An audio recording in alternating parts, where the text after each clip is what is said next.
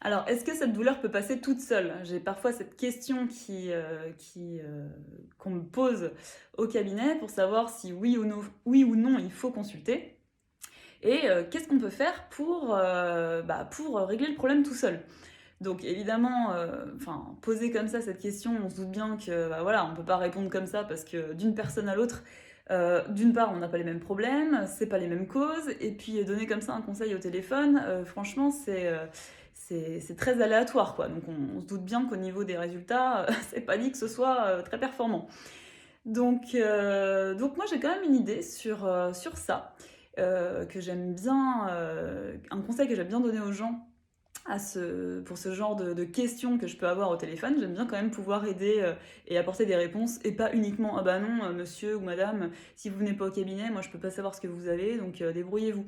J'aime bien quand même donner un peu des clés aux gens pour qu'ils puissent aussi trouver la solution en eux, c'est ce que j'aime le plus faire.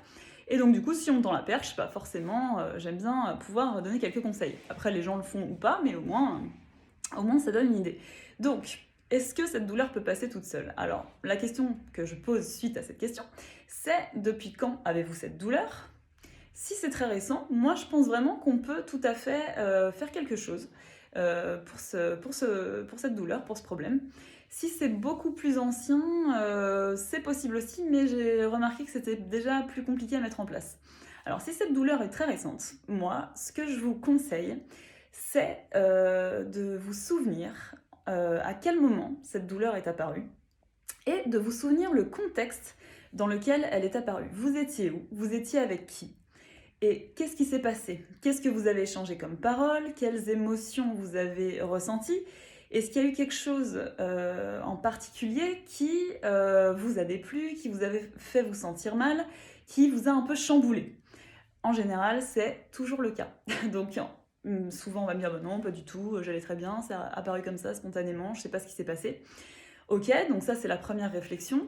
Mais si on cherche un peu, sur les jours autour du début de cette douleur, il y a en général eu un événement, une parole, un échange, un contexte qui nous a perturbés un petit peu ou beaucoup.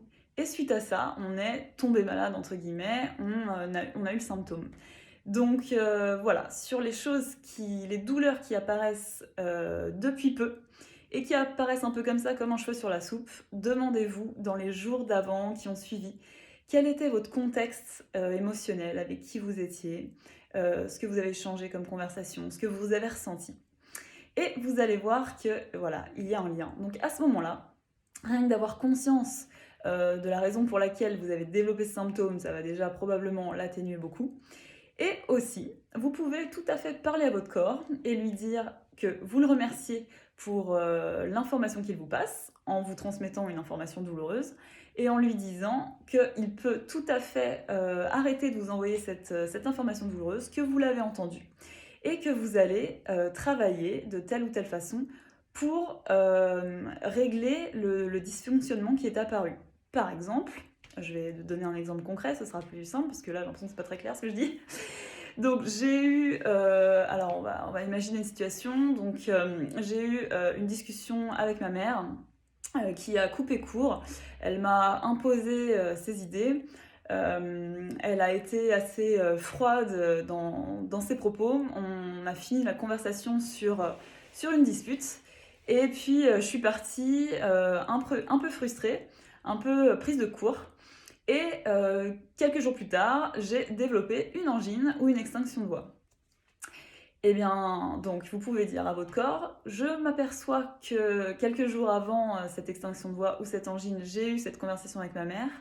Je me souviens que je suis ressortie frustrée de cette conversation. Donc merci mon corps de m'envoyer cette information de symptômes ou de douleurs. Je sais qu'en fait, tu m'envoies ce message parce que j'ai mal vécu cette situation avec ma mère.